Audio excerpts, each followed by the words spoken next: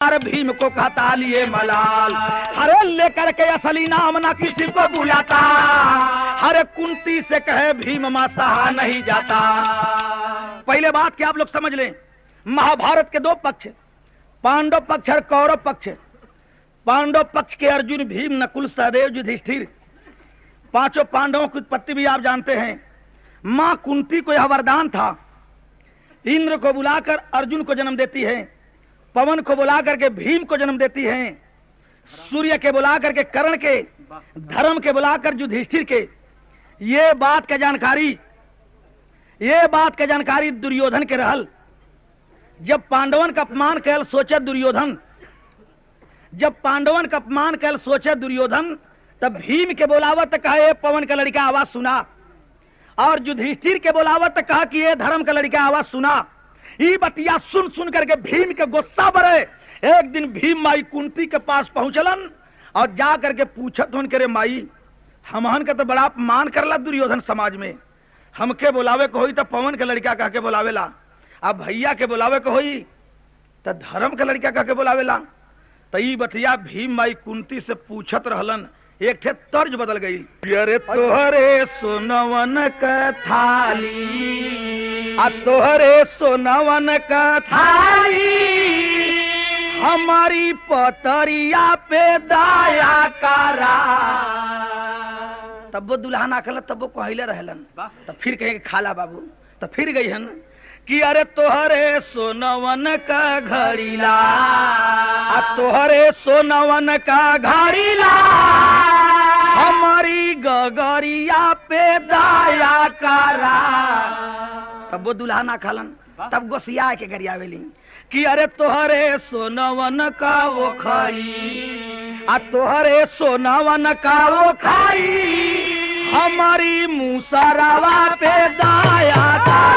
तोहरे सोनवन का वो खाई, तोहरे सोनवन का वो खाई, हमारी मूसरावा पे दाया करा। तोहरे सोनवन का वो खाई, तोहरे सोनवन का वो खाई, हमारी मूसरावा पे दाया करा। तोहरे सोनवन का वो खाई, तोहरे सोनवन का वो खाई, हमारी मूसरावा पे दाया करा। लेकिन भैया हो, हम बतावत रहे, तू लोग सोचत हुआ कि अभी कि जा करके भीम माई कुंती से पूछत कि माई बड़ा अपमान करेला। तई बतिया कन्हैया जी छिप के सुनत रहलन, गट्टा पकड़लन है, गट्टा पकड़लन, भीम का ले गिला कोरे, कलन एकर समाधान तोहर मतारी कुंती थोड़ा कर पहिन, हम बतावत हई। कल से अगर दुर्योधन तुहके पवन का लड़का कहे, धर्मराज के धर्म का लड़का बनावे, तब तुहू दुर्योधन से कह दिया कि तहू तब विदुर पेड़े का लड़का हवे, सोने का लड़का पैदा भल रहल, ओकर माटी ओटी शरीरिया से छूटे तो कुल सोना मतीन हो जाए। कहलन कन्हैया जी की जाके कह दिया दुर्योधन से कि तहू तब पेड़े का लड़का हवे, और वो पेड़े का नाम अब विदुर पेड़। भीम कहलन भगवान सब जानेला दुर्योधन के कि धृष्टराष्ट्र का लड़का बा, तो हम ओके पेड़े का लड़का कैसे बनाई। कन्हैया जी कहलन ये बात बिल्कुल गलत हो, केवल लोग कहेला और जानेला कि धृष्टराष्ट्र का लड़का बा, लेकिन वास्तविकता ही ना बा। वास्तविकता यही है कि विदुर पेड़े का लड़का बा, वो दुर्योधन। ये बात के हम जानत हई। आज जब तू कह देबा ते अपने आप काम बनी। इतना बतिया जब भीम सुनलन तब तो मुस्किया चल दहलन, लेकिन भीम गुस्सा में चल दिया। वो समय का भाव बा कि अरे पहुंचे भीम बलकारी हो, कि अब पहुंचे भीम बलकारी हो, बतिया फिर बोले। भीम बलकारी हो, बतिया फिर बोले, पहुंचे भीम बलकारी हो, बतिया फिर बोले, पहुंचे भीम बलकारी हो, बतिया फिर बोले। कि अरे पहुंचे भीम बलकारी हो, बतिया फिर बोले, कि अरे हंसन लगे नर नारी हो, बतिया फिर बोले।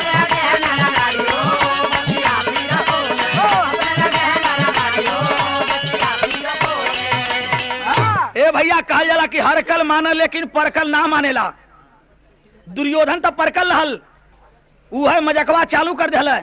जब भीम के दूसरे दिन देखला कहला ये पवन के लड़का आवाज सुना, आज जब कहला कि ये पवन के लड़का आवाज सुना, तब भीम कहला अब कि हमहू पेड़े के लड़का बनाई। लेकिन तनी भीम के बनौले का तरीका देखा, एक ठे तरज बा, और तर्जबा वह बा कि एक ठे मेहरारू का मर्द तनी हमारी मनी मोट झोट रहल, मोट झोट रहल। जब संजोग से मल्टरी में भर्ती हो गल, रियाज पानी कैले तो पतील हो गल लकड़ा मतीन। आज जब पतील हो गल तो छुट्टी पर घरे आयल, और जब छुट्टी पर घरे आयल तो फिर जब ड्यूटी पर जाए लगल, एक ठे मेहरारू कहला करे हम सुनते कि तोर लकड़ावा फिर मिलिट्री में जात बा। तो वो कहला कि नहीं ये पारी ना जाए देव। का कहला? तर्ज बाई है कि अरे हमारे बलमुआ के,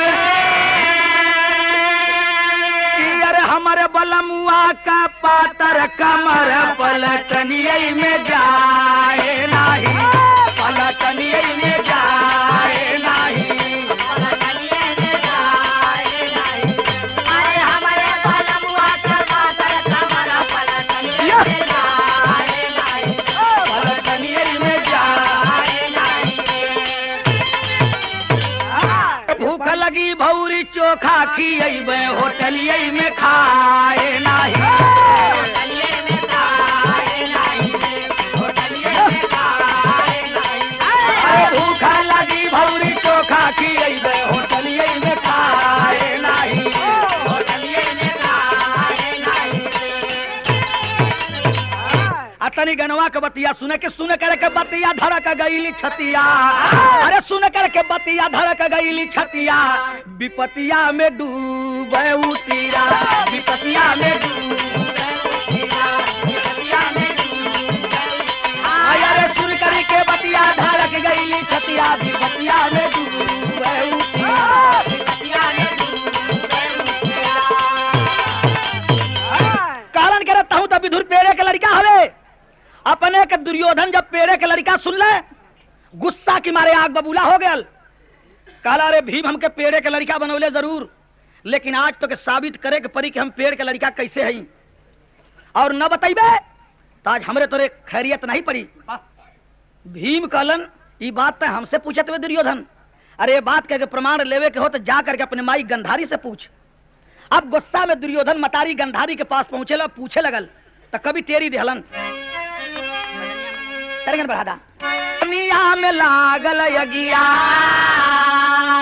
अरे अब बदनिया में लागल यगिया। अरे माता गंधारी से पूछा कुल कहानिया, बदनिया में लागल। जाकर अब प्रश्न कर दिया अपने मतारी गंधारी से दुर्योधन की माँ, क्या मैं सचमुच पेड़े का लड़का हूँ? माई गंधारी कहला बचवा तो बड़ी अटपटी बात पूछला। अरे बचवा ई के बतिया तो से कहला है।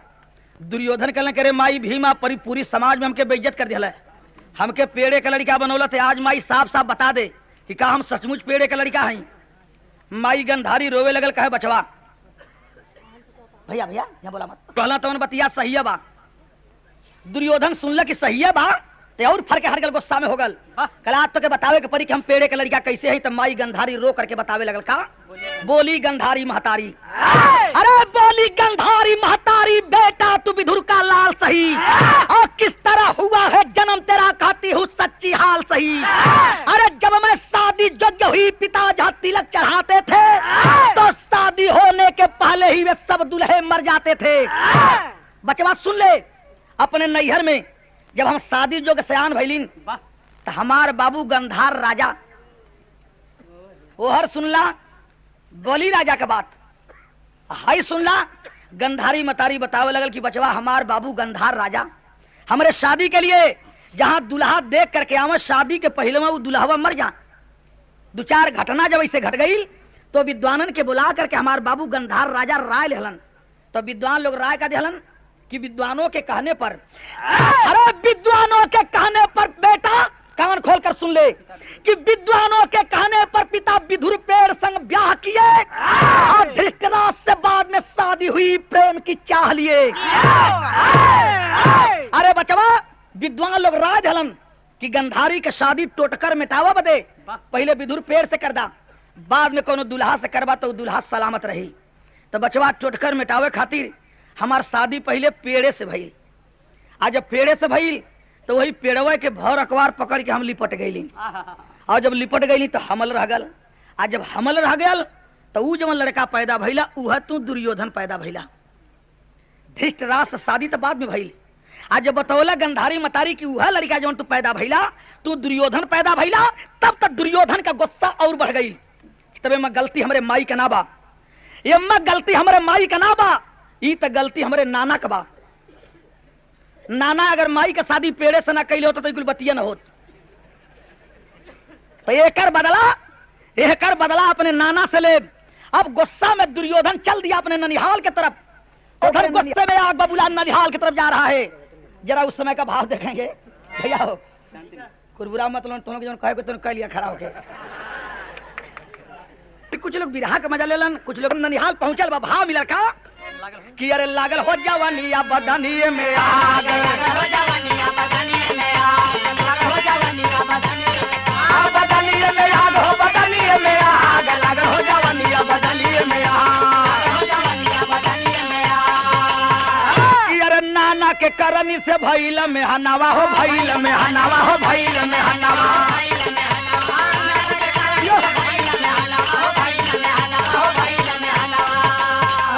माई के चरवा में लगी गई दाग, लागल हो जवानिया बदनिए में आग, हो जवानिया बदनिए में आग, हो जवानिया बदनिए में आग, हाँ बदनिए में आग, हो बदनिए में आग, लागल हो जवानिया बदनिए में आग, लागल हो जवानिया बदनिए में आग। भाई साहब दुर्योधन सेना लेकर के, सिपाहियों को लेकर के, और जब पहुंचता है अपने ननिहाल में अपने 100 मामा के और अपने नाना के बंदी बना करके लेकर आया अपने यहाँ। बतौली न कि वो बुढ़वा लसिया वाला बतौले कि हमार लसिया जो बेटवा हम मर जाई तो हमार लसिया फेंकवाए मत, न जलैया से न ओके गड़िया से, बल्कि लसिया ले जा करके वही बजरिया में बेचिया से। और वही लसिया से काम बढ़ गल। लसिया कितना काम कैल तनी हाई सुन ला। जब वह बतियावत बा अपने 100 मामा के और अपने नाना के सैनिकन से बंदी बनवा करके लेकर के आया है दुर्योधन, और लिया कर अपने हाथ जेल के अंदर बंद कर दिया। और जब जेल में बंद कर दिया तो बड़ा तकलीफ दे जेलवा में।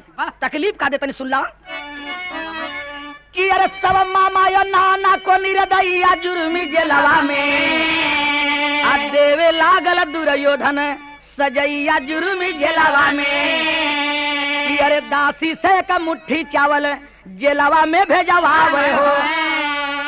कि अरे 99 मामा मरी गए तनिक दया ना लावे हो।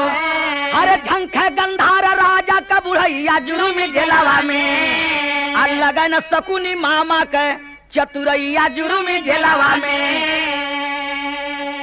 ये देखे गाना भी ऐसा लाइन से आज शुरू हो गई। कितना लोग हर जगह में गाना गावल जला, रोजे डेली प्रोग्राम चलत बा सभी लोगन का। तो गाना एक एक दू जब भैल रामायण वाल तो बदल जला पट से ना ई कांड हो गई गाना का कि अबले जौन बा ये रामायण महाभारत चलत बा, तो अब सवेरे केहू कोही ना। अब जब बदल जाई तब सवेरे से ले मचल जाई। तो कहे के मतलब कि कोई की शिकायत भी नहीं हो। बुढ़वा दादा लोग भी खुश रही हैं, बुढ़ऊ लोग यही पर खुश रहेलन। आई लड़कवा तगवा के बैठ जाइन पूरा इन लोग कुछ मतलब विरासत से बाना लड़का खाली टुकुर टुकुर ताकत होंगे काम हुआ बाबत हो सर कैसे कहत हो सर करके जेल के अंदर बंद कर दिया। दुर्योधन अपने 100 मामा अपने नाना को अब धीरे धीरे दासी से थोड़ा सा भोजन खाए बदे जेल में भेजवावे। तो खैले के अभाव में कुछ दिन में ओकर 99 मामा मर गईलन। और जब 99 मामा मर गईलन केवल एक थे ओकर मामा बचल शकुनी और ओकर नाना गंधार राजा। तो थोड़ी दिन के बाद जब गंधार राजा भी मरा लगलन तब देखला का भयल कि अरे मरते बेरिया राजा गईले अरे शकुनी के चेताई हो कि हमारे हड्डी के पासा लिहा लालन बनवाई हो। गंधार राजा कहला रे बचवा तोर 99 भाई खियवले बिना दुर्योधन मुआ दिला जेल में। उन समन के लाश तो फेंका गई, लेकिन सुन ले अब हम भी मरे वाला हैं, लेकिन हमार लाश फेंकवाए मत बचवा। हमार लसिया फेंकवाइए मत, हमारे लसिया का करिए का। गंधार राजा अपने बचवा शकुनी से कहलन जैसे वो बुढ़वा कहले रहल कि हमार लसिया फेंकवाइया से मत जाके बेच दिया से। गंधार राजा कहला कि बचवा हम भी मरब जल्दी है, लेकिन मर जाई शकुनी तो हमार लाश फेंकवाए मत, अकेले तो बचल बाटे। अब हमार लसिया से करिए का कि मरते बेरिया राजा गईले शकुनी के चेताई हो कि हमारे हड्डी के पासा लिहा लालन बनवाई हो। हमारे लसिया में से हमारे हड्डी निकलवा करके जुआ खेले वाला पासा बनवा ली है। ऐसे होई का कि अरे जीती ना कोई जुआ में खेलवैया जुर्म जेलवा में, आ चुका ली है बदला पाके समैया जुर्म जेलवा में। 5 पुरस्कार बिंदु ड्राइवर जी की तरफ से नमस्कार प्रणाम बा।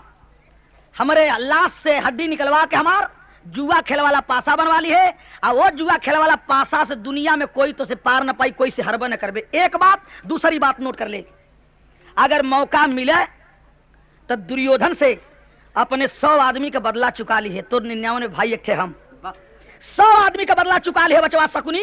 यही कह करके जब गंधार राजा मर गईलन तो शकुनी उनके हड्डी का जुआ खेल वाला पासा बनवा करके वही जेलवे में इंतजार करत है।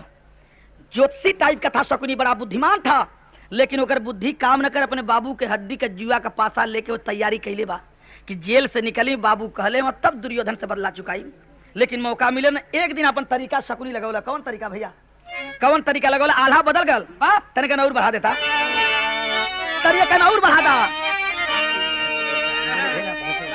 और बढ़ाओ, मांगा से बढ़ा के तुहार का फटे से बोला था हम। ए भैया तो कितना गवैया पर पहलवा सवाल करत रहलन। ये हरि पहलवान भैया की तरफ से 5 पुरस्कार भैया के नमस्कार प्रणाम। पहलवा गवैया सवाल करें कि कवन चिड़ैया बिन डयनवा का उड़ गईली, कवन नदी नहीं सूखे बढ़िया है, आ कवन रंग बजवा परदेसवा में छवलन, कवन तिरियवा सेजिया पर मुरझाए। एकर जवाब मिले कि प्राण चिड़ैया बिन डयनवा का उड़ गईली, नैन नदी नहीं सूखे बढ़िया है, लाखन रंग बजवा परदेसवा में छौलन, चंपा तिरियवा सेजिया पर मुरझाए। तो सब लोगन जब एक गावे लगल, हम बदल देनी, तन दिमाग लगावा कर जवाब होई का सवाल भाई है कि ये भैया कि अरे भैया अरे सावनी चुनरिया ए बबुआ कवन रनिया ओढ़ले रहली, सावनी चुनरिया ए बबुआ कवन रनिया ओढ़ले रहली, याद बेटा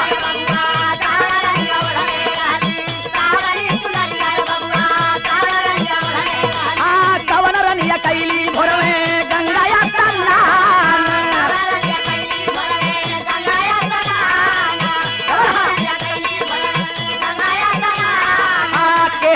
तनवा वाले पानवा में छोड़ी हो दिहले, कवन रानी हो गई चाउकावे करार। सावनी चुनरिया कवन रनिया ओढ़ले रहलीन, आ कवन रनिया कैली भोरवा गंगा या स्नान, केईर तनवा वाले पनवा में छोड़लन, कवन रानी हो गईली चौकवा करार। तनी कहानी पे आप लोग ध्यान दिया जा। अब शकुनी जवन बा अपने बाबू के हड्डी का जुआ बनवा करके पासा जवन बा जेल में इंतजार करत बा। घटना का घट गई, तनी सुनला कि ये भैया रावण के पेशाब जैसे लागल मिथिला में, बोला मत पीछे से कि अरे रावण के पेशाब जैसे लागल मिथिला में, कि अरे रख दिया शिव का धनुहिया लाचार। ए भैया वैसे पेशाब एक दिन कैला कुरुराई, अरे बहन लगी मटिया पे सभी के धार। एक दिन दुर्योधन एकांत में पेशाब कर रहा था, उसके पेशाब से जो मिट्टी बह रही थी, उस मिट्टी से एक से आमे का फल ढक गल। दुर्योधन घमंडी था, हंसने लगा कि वाह मेरे पेशाब में वो शक्ति है कि वो मिट्टी से आमे का फल ढक गया। यही बतिया के लेकर के दुर्योधन हंसत आवत रहल। ओकर दासी जवन शकुनी के जेल में रोज भोजन ले जाए, अपने राजा दुर्योधन के हंसत देख करके ऑटोमेटिक वो भी हंस देती है। दुर्योधन कहला रे दासी मैं तो किसी वजह से हंस रहा था, लेकिन तू क्यों हंसी है? कहला सरकार कोनो वजह से ना हंसलीन, केवल आपके हंसत देख करके हंस देलीन। दुर्योधन कहा नहीं हंसने का कारण बताना होगा, कल तक का मौका देता हूं, अगर तू नहीं बताएगी तेरा गर्दन कटवा करके पेड़ पर टंगवा दूंगा। रात कौनो तरह बीतल, सवेरे सवेरे उदासल मन से भोजन लेकर के दासी जब जेल में गई हो शकुनी के, शकुनी जब उदासल देखला दासी के कहला रे दासी आज तक बड़ा उदासल है, वजह कबा? खलम मामा दुर्योधन राजा हमारे गर्दन काट करके पेड़े पर टंगवा दिहन। हंसले का कारण पूछले हमन। शकुनी बड़ा बुद्धिमान था, ज्योतिषी टाइप का, अपना बुद्धि लगाते लगाते वह जानकारी कर लिया। कहला रे दासी कोनो बहुत बड़ियार बात ना बारे, अरे जा करके दुर्योधन से कह दे कि सरकार आप पेशाब करत रहला, आपके पिसबिया के मिट्टी से आमे का फल ढक गल, यही लिए हम हंस दिहलिन। दासी जब ये बात आकर के दुर्योधन से बतौला, दुर्योधन कहला दासी कमवा तो हम अकेले एकांत में कैले रहली, तय जनली कैसे? कहला जौने मामा शकुनी के जेलवा में बंद कैले हुआ वह बतौलन है। तब तो दुर्योधन बड़ा खुश हुआ कि वाह, हमार मामा शकुनी इतना बुद्धिमान और उनके हम जेले में बंद कैले हैं। तुरंत दुर्योधन जेल से निकाल कर शकुनी को किया क्या भैया, अरे हसत दुर्योधन बात बिगड़ल बनी, अरे हसत दुर्योधन बात बिगड़ल बनी, आज जग में बुद्धि का खजनवा हो मामा शकुनी।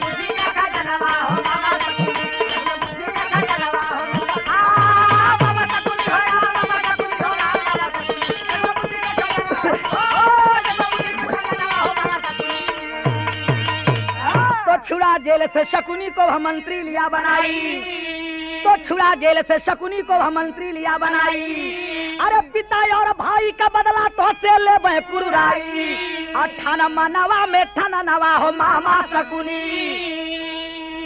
जेल से निकाल कर दुर्योधन शकुनी को अपना मंत्री बना लिया कि बड़ा बुद्धिमान हो मामा, अच्छी अच्छी राय दिहन। आज जब मंत्री बन गल दुर्योधन के, तब शकुनी के दिमाग में बात नाचे लगल बाबू गंधार राजा वाली, हमारे बाबू कहल कि बचवा बदला चुका लिए दुर्योधन से। अब शकुनी जो बात दुर्योधन के अच्छी राय न देकर के गलत राय देवे लगल, और चढ़ावत बढ़ावत यहाँ तक कैला कहा ले कि द्रौपदी को जुआ में जीता उसी हड्डी के पासा से, जो ने अपने बाबू के हड्डी का जुआ खेल वाला पासा बनोले रहल, तो द्रौपदी को जुआ में जीता उसी हड्डी के पासा से। अरे वन में भटके पांडव लग पाने की आशा से, आया आखिर में रचवा वाला रनवा हो मामा शकुनी। तो कुरुक्षेत्र में रटे बहादुर चले बान बानन से, रक्त रंजित धरा हो गई गिरे ज्वान ज्वानन पर, अब बदला ले लिया बदनवा हो मामा शकुनी।